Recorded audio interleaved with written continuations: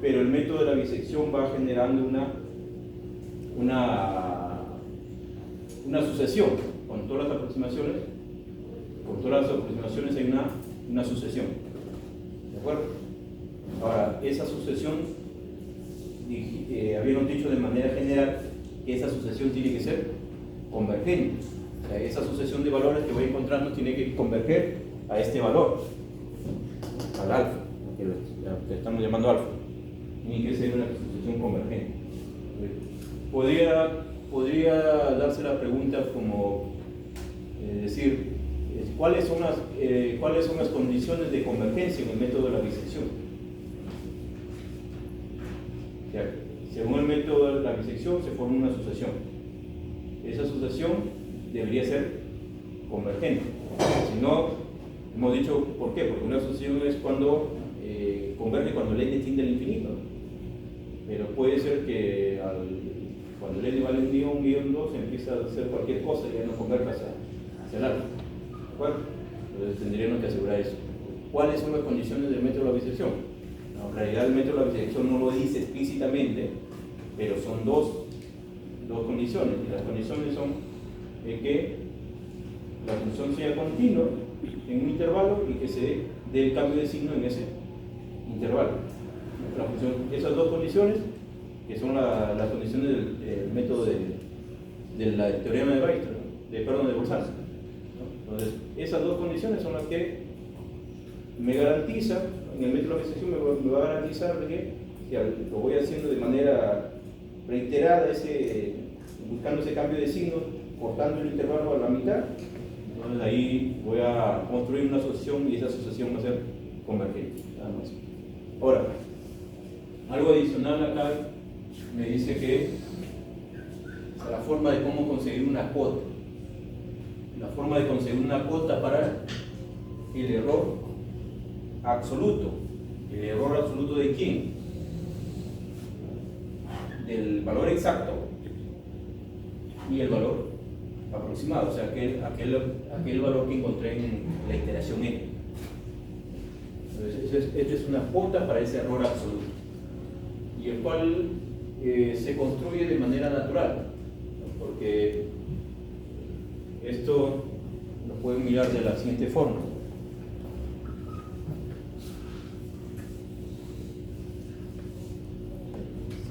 Haciendo referencia a ese teorema, lo que estamos diciendo es lo siguiente: que tenemos un intervalo inicial a ver, y imaginemos que por acá está el valor alfa que estoy buscando. El punto medio, recuerden que el punto medio es la iteración. Esa es la primera aproximación, el primer punto medio, la primera aproximación.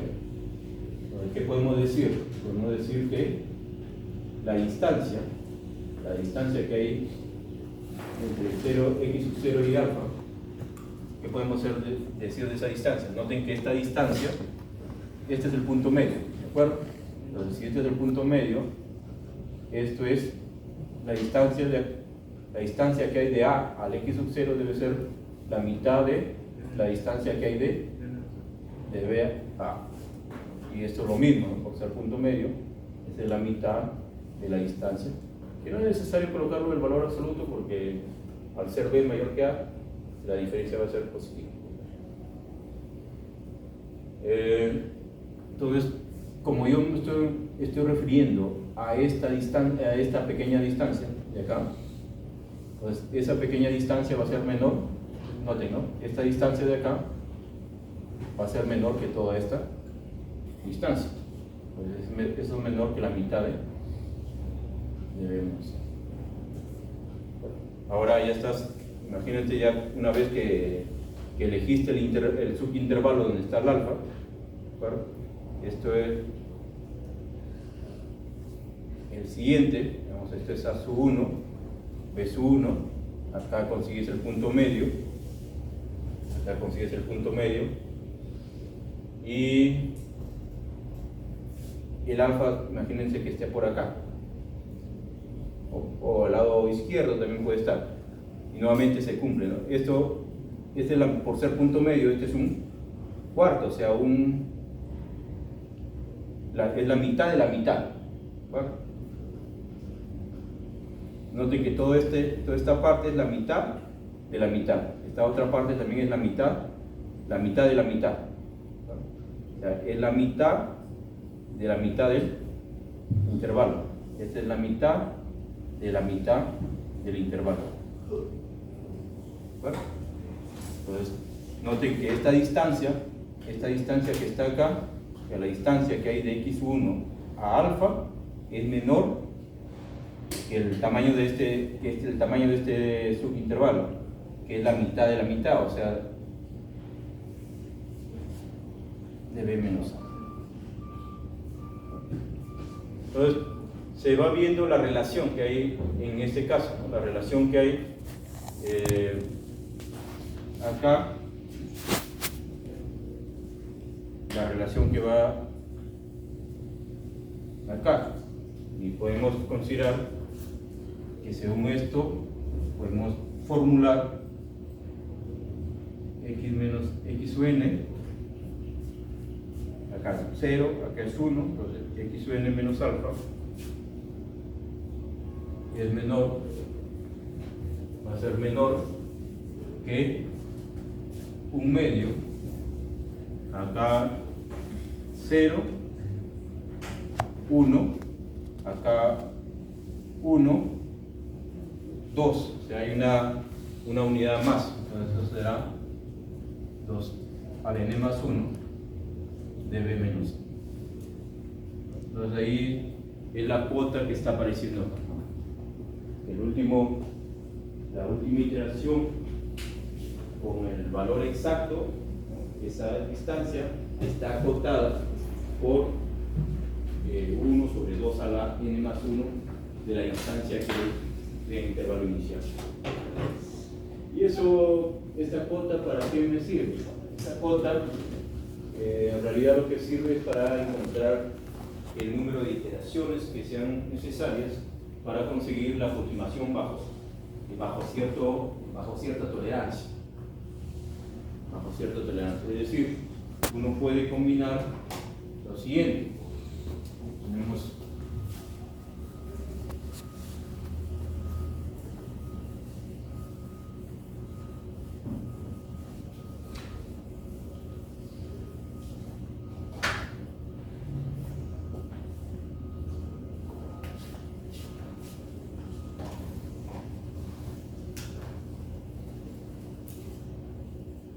el criterio del error absoluto, por ejemplo, que es uno de los más comunes.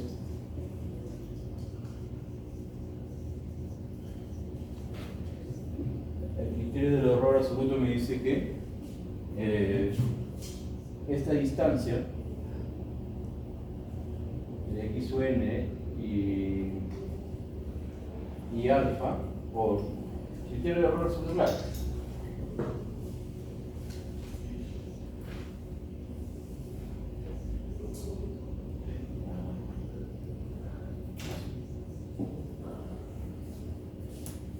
Del error absoluto podemos considerarlo así.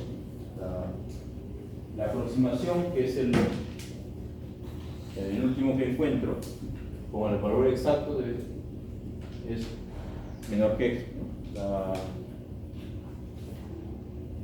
Lo que es el criterio del error absoluto. Entonces puedo combinar solamente en este método, porque esto no funciona para cualquier método, es propio del método de la bisección, porque el método de la bisección se va encontrando conforme voy partiendo el intervalo a la mitad de forma consecutiva. Entonces, podemos combinar estos dos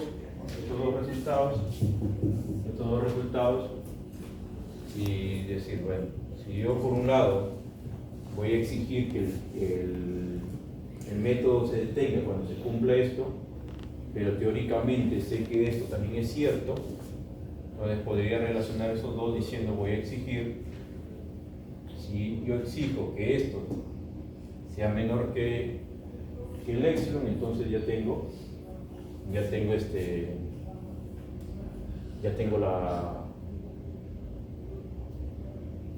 en qué momento voy a detener el algoritmo. O sea, esto, si esto teóricamente esto se cumple, y si yo a esto le añado lo de acá, entonces puedo intuir en qué momento se debe detener el algoritmo, porque tengo un valor conocido que es el exon, tengo un valor conocido del exon porque la tolerancia que no le da, tengo los extremos del intervalo, la única incógnita que quedaría es el n. Entonces puedo encontrar el valor del n para el cual esta tolerancia se va a dar. Bueno, puedo encontrar el valor de n para el cual esta tolerancia se da. O sea, esto, repito, se va a hacer juntando, ¿no? Junto esto como de acá, entonces lo que tendría es esto.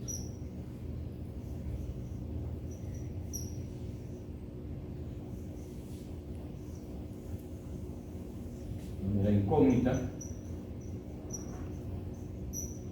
es el N. Repito, uno conoce la tolerancia porque le ingresa, quiero esta tolerancia.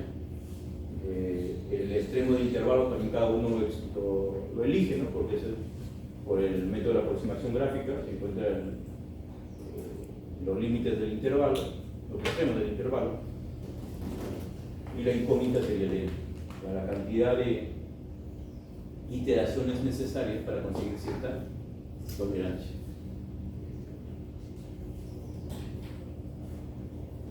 Eso es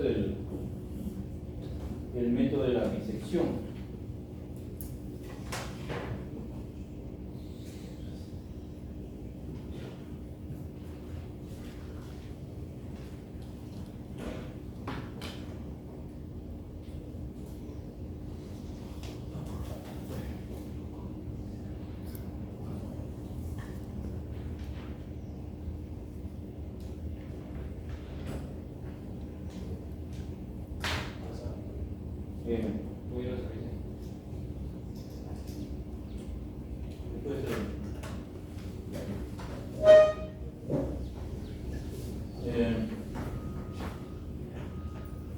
Otro método, un método que no es popular, es el método del punto fijo. ¿Han escuchado el método del punto fijo? No es tan popular por las razones que vamos a mirar acá, pero tiene sus ventajas, o sea, tiene sus desventajas.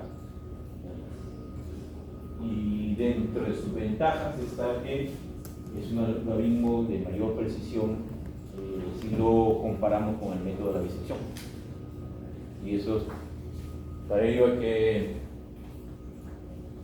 para presentar este método, habríamos que mirar primero a qué se refiere con un punto fijo. Cuando decimos punto fijo, ¿a qué nos estamos refiriendo?